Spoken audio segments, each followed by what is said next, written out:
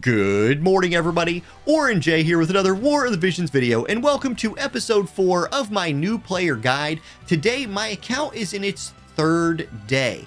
I've started pushing through the story. I started exploring the far plane a little bit, and I'm definitely getting to quests that my team cannot complete. A little bit more on that here in a minute, and I'm going to talk especially about using companions, kind of targeting missions to complete. But in day 3, day 4 of your account, as you're starting to hit points, maybe not in the main story yet, because the main story you can push really far in there with what you're given, but definitely in the far plane, definitely when you start looking at farming equipment, there's just things that are too hard for your account at this point. So we're going to deal with that today, and I have some big tips for you. Let's start with some of the tips. Now, Chocobo Expedition in this game recently, like very recently, got a big buff. Your Chocobo Expedition is probably going to look something like mine, and you can do up to 30 expeditions a day right now. Currently, at the time of filming this, there's not a great way of obtaining a lot of Chocobo tickets, so you're probably going to run out. However, I do suggest opening this up, giving yourself as many possible drops as you can based on your royal rank. Like right now, obviously your royal rank's probably going to be low like mine unless you've whaled. So I took mine as far as I could, which is just to 50, but that means it'll just fill up a little more while you're offline. And then you want to be high enough where if you're using high-speed expedition tickets, you're not wasting any. Another little side tip here, if as far as you can open this up to is 50 and you start getting gold tickets, I'd say sit on those. If you use a gold ticket and your cap is 50, you'll actually go over the cap, which means you'll miss out on some. So if I collect any gold tickets before I'm able to push this number any higher, I'll probably just save them. This game is a marathon, not a sprint. There's really no pressing need to use those. So that's kind of a tip. That's kind of my thought about the Chocobo Expedition. Now, the next thing I want to talk to you about is guild slots. I dropped the guild I was in on this account, so I'm actually going to swap over to my main account right here, and I want to talk to you about the time remaining at the bottom of the screen right there. Basically, you want to do the guild barracks as soon as you get access to it. You put units in here and have the guild barracks start generating shards for your units. You can see right now I'm generating shards for those units on the screen. I actually have Galzak in there to raise his bravery and faith, not to generate shards, but the other units, I need shards for them. The trick here is when you replenish, notice how my replenishment goes all the way up to 95,000. I highly suggest pushing this thing as far as you can, even to the 95,000 cap. Once you hit 65,000, like it's going to feel like a lot of Visior, and it is a lot of Visior to get this done. However, it's so worth it over the long run. Once you get to 65,000 as your max, every time you level up after that, I think it levels up by like 10,000. So your last 4 levels are big jumps. It's going to feel like a lot of small boost to the max until you get there. But look, I just highly suggest maxing this thing out and then making sure that right here on the screen, see where it says shards? You can switch this between shards and JP. You don't need this for JP. You need it for shards. So put the units that you're working on in here and set bravery and faith. Here's the bravery and faith tip for you. Every unit runs at 97 bravery. Raise every unit in the game's bravery to 97. Faith works slightly different. Never go below 50. In my opinion, 50 should be your floor. But because why I say that is 50 is the minimum number that guarantees your own buffs landing. Like if you're wearing a Trustmaster and you have less than 50 faith, if you cast that Trustmaster buff on yourself, it might miss. So put some people's faith to 50. The reason you run lower faith, like the reason you'd be at 50, faith affects how much magic damage you take and your susceptibility to status effects. So a unit with 50 faith guarantees their own TMR buffs landing, but also minimizes damage from enemy magic attacks and minimizes the chance of being afflicted with negative status effects. However, it works the other way too. So if you have a magic damage dealer, you want to put their faith up to 97, probably the max, because it will increase their magic damage and increase the amount of healing they do. So on some units, you can run it in the middle at like 70. Maybe you have a tank that scales off of magic and you want that tank doing a little more magic damage, but not taking as much. Maybe run them about 70. But those are the 3 numbers that I kind of bounce around: 50, 70, and 97. 97 for your damaging mages, people who do magic damage, max those out. Everyone else, feel pretty decent about setting them at 50, unless you want to up their damage a little bit, maybe put them at that 70 mark. 70 would also guarantee a spell like full life, bringing your unit back to life if the unit casting it has 97 faith. If not guarantee, it's real close. It's real close. Still, feels decent at 50. That's what you use the guild barracks for. The big tip here is I suggest opening up the time remaining all the way up to that 95,000 spot. Now, back to the new player account for the rest of these tips. A huge tip, something you should absolutely look to take advantage of, is multi-questing in this game. Now, you do need friends to multi-quest, right? I have the advantage of having my alternate account that I can just have jump into my multi-quest, or my account could jump into that multi-quest. However, there's plenty of Discord communities out here for this game.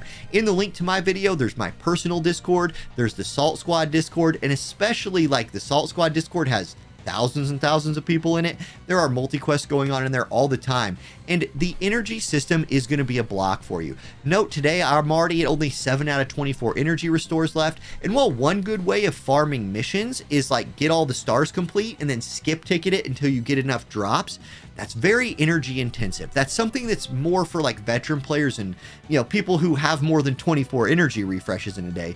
For new players, multi-questing is a great way of farming without using your own energy. You could use the other person's energy, the person hosting the room.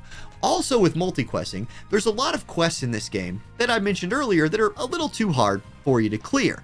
For example, if I jump into this event quest, the Final Fantasy V event is running right now. So these EX quests, my team can't beat these yet. My team can't beat these yet. But you know what I can do is I can put a unit in a multi-quest room and join other people's Final Fantasy V EX multi-quest. They kind of carry me. I don't know why I did air quotes. They hard carried me through that room, and I still get the drops. People really don't mind. Like, don't feel like you're being a burden. One level 140 OP unit can solo the multi-quest. If that person is willing to let you in there and you can kind of leech a little bit, that's a great way to not only save you energy, but to kind of help you start building up some drops. It's always better to farm the EX rooms if you can, multi-questing, free energy, etc. Now, another thing in dealing with these hard quests, let's go back. I'm going to give you a 2-tip in one here, and we're going to go to the Far Plane Archive. Now, if you don't know what the Far Plane Archive is, this is an area where old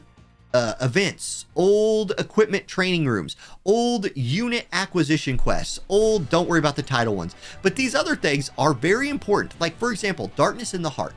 I started with Wing Stern. That was who I selected in my select banner, and he has a farmable weapon in the game. His farmable weapon is this one right here. Let me read you the name of it right here. Of course, it's going to be really hard for me to find while I'm recording the video, because that's how it works. Dawnlight. Dawnlight is his sword. So by unlocking this old quest using a key, or the one free unlock you get a day, that's right, once a day you can come in here and unlock one of these old things for free once every day. I don't have any keys, but I still can do this. So I come in here, and like Darkness in the Heart, I clear the regular quests. Very simple. My team knocked those out, no problem. Then you unlock the EX quest. Regular EX quest, that wasn't too bad. My team handled that. But the level 80 recommended one, I'm on stream right now. My team got smashed trying to do this. So what I did instead is I went in here and I said, okay, what are my missions? What are the missions I need to accomplish? Do not hire a companion. Well, notice I don't have that one starred. No more than one unit KO'd. Yeah, my team all died, except for the Addison Ray at level 140 that I hired, and she cleared this for me. By doing that, my formation only included light element units. Heck, it could have been some level 1 light element unit and her, and they would have cleared it no problem. That got me a +3.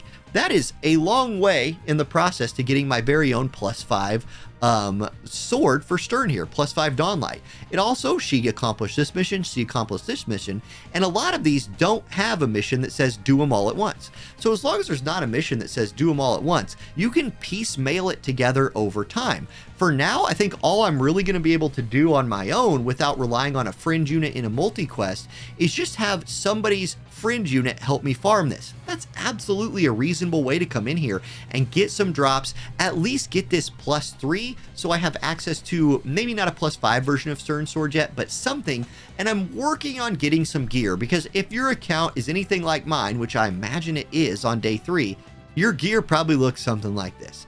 A bunch of like level 1 +0 garbage.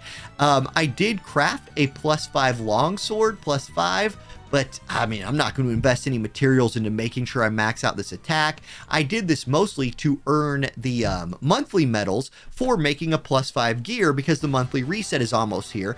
And so I just did that for those medals. But you need to start farming MR +5 gear as soon as possible. The Farplane Archive is a great spot to go with your 1 freely day unlock and target some things. If you guys want to, I could go through each one of those and tell you which I think are better than others, but a lot of it depends on what unit you're using, and this video is not for that. So we'll do that later. And then I wanted to talk lastly about resonance and proficiency. Basically, every unit has got this equipment proficiency thing. All this means is get this to A, get everybody to A. If you're less than A, you don't get all the stats from UR and MR gear. That's how that works. You level it up very quickly just by equipping one of each thing. So like if you have a weapon equipped, your weapon proficiency will go up. If you have armor equipped, your armor proficiency will go up, etc. It's a really easy thing to level up, but don't miss that. And then also esper affinity. Now, or resonance, excuse me, esper resonance. You want to be 10 out of 10. If there's an esper you're going to run on a character, you need it to be 10 out of 10. Otherwise, you don't get all the stats. You just get a % of the stats. Like if you're 1 out of 10, you only get 10% of these stats, and that ain't good enough. You need to get it to 10 out of 10. So if you're doing quests that are really easy and like you're having companion units just carry you through, feel free to just switch. Like I'll switch Stern to Behemoth right here so he can start gathering resonance. I can switch Lucia to Cactar, etc. You see what I'm talking about? I'm going to keep him on that because I'm doing hard stuff right now. But you want to build Esper resonance. You want to get it to 10 out of 10. That's how you get all the stats for your Espers. And while you're just pushing through story, while you're just doing quests that are like, maybe you're skip ticketing a bunch of stuff, don't skip ticket with already fully resonanced up Espers. Switch to a different Esper and just build resonance on it, because you never know when you're going to want to swap around, things like that. Okay, so that's my day 3 video. That's kind of what I'm working on right now. I'm beginning to look at gear. I'm beginning to go to that Farplane Archive, use some keys to unlock some rooms. Stern, this guy's obviously the big dog on my account. He's the guy I'm targeting. That's why I'm already working on farming his Dawnlight. You can see I have this +3 that I could level, but I think I'm going to farm the recipes out, make myself a +5. And that being able to get at that room once a day for free, it unlocks it for 24 hours. I can go unlock it again tomorrow if I really want to. So that's pretty cool. All right, that's my day 3 tips. My next milestone, the next milestone in this game for me is going to be getting Lucio's quest done. What do I mean by that? Well, it's very easy to get yourself Lucio on day 1 and to get yourself Lucio on day 1 almost finished. But then you run in to this quest right here, the weak point. These quest missions are, you can only use Lucio. By the way, he solos this quest. You are not allowed to bring anybody else in, and you must make a chain of 2 or more and deal 3,000 damage with a single attack. I'm going to see, guys, as soon as I can do this, I'm going to make a video of exactly how I do it. I feel like I'm a couple days away from this still, but that's really the next goalpost that I'm shooting for on this account. I'm going to keep building stuff, push the story, build gear, farm, but this is a big deal. Once you can do this, you can level 99 your Lucio, and you can move on to the rest of the Warrior of the Crystals quests and keep pushing through this. This is hard. This is something that is very, very difficult. So as soon as I can do it, I'll show you exactly how I do it, especially this 3,000 damage with a single attack. On my main account, a long time ago when I did this, the way to do it was to make myself fast enough that I could lap the enemy once, right? But that took a lot of agility. I just have to play with these numbers. So as soon as I do that, I'll release a video on that. There we go. That's episode 4 of my Chronicles of Baby J here. Hey, if you have any questions in the chat, drop them. I will look at them and maybe answer myself, or somebody else will hook you up with an answer. Thank you all for watching. Have a great day. Peace.